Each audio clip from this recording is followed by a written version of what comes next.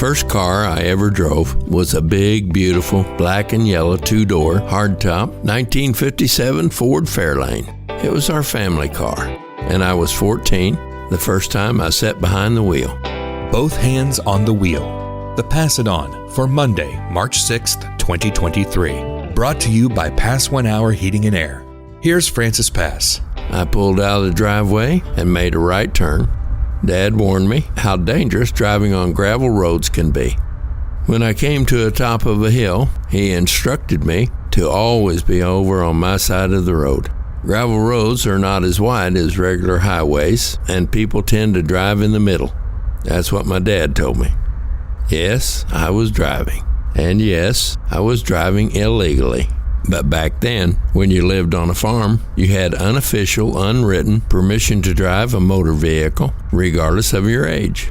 That way, you could help out around the farm. I was a very good driver, except I had trouble keeping my hands on the wheel.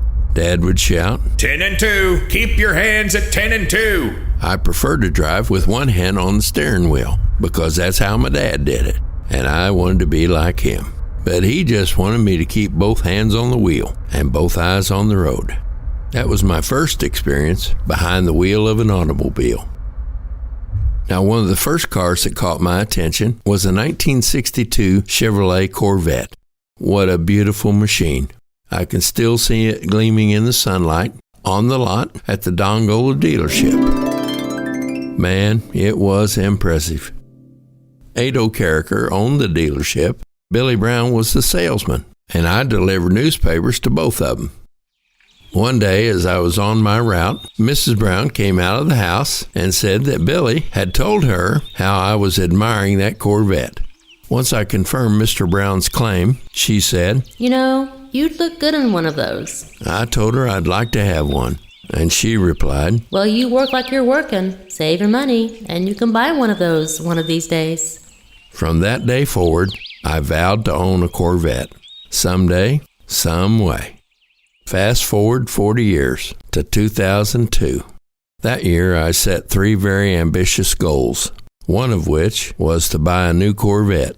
And wouldn't you know it, there on the lot of Ron Ward Chevrolet sat a brand new, beautiful red Corvette.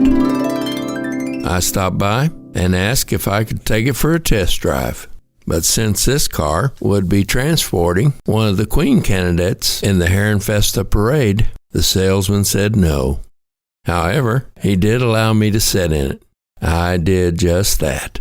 But I couldn't close the door. I had to lean way over to the passenger side just so I could slam the door shut. My childhood dreams were shattered. I was too big for a Corvette. I finally had the means to realize a lifelong dream, and I couldn't fit in the dadgum thing. Patricia could tell I was heartbroken, so she drove me to the lake so I could sulk. After my lakeside pity party, we started back home. On our drive back, something caught my eye at the Ford dealership in Marion, so we took a last-second detour and pulled onto the lot. There it was, a drop-dead gorgeous, yellow 2002 Ford Thunderbird. Next to Corvettes, the Thunderbird was my favorite car. Clifford Needham, the banker at Dongola, owned a blue 57 Thunderbird with an opera window and a 312 Police Interceptor engine. It was quite the automobile. The dealership was already closed, so I called Larry Paget the next day to ask if I could take it for a test drive. And just like the first salesman, he also told me no. Turns out the car was already sold. Someone had ordered it special. But before the new owner picked it up, Larry said I could come over and sit in it. And I did just that. This time, by golly, it was a perfect fit, and comfortable too. I called Patricia and asked her to drive over to the dealership. She did, and we sat in it together. At that point, we knew what we had to do. I told Larry we wanted to order a Thunderbird of our own.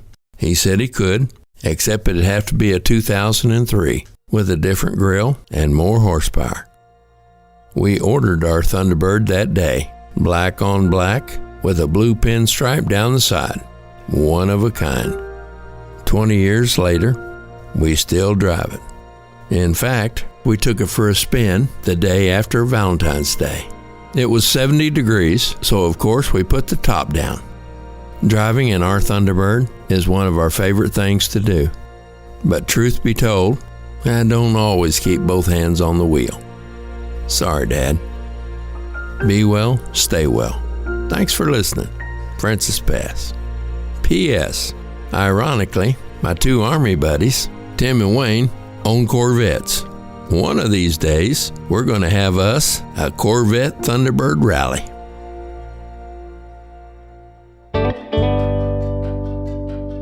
You've been listening to Pass It On, brought to you by Pass 1 Hour Heating and Air. Always on time or you don't pay a dime. If someone passed this along to you, you can sign up to receive a new one each month in your email inbox by visiting passiton.email. That's passiton.email. For more information about our company, visit pass1hour.com or call 993-6471.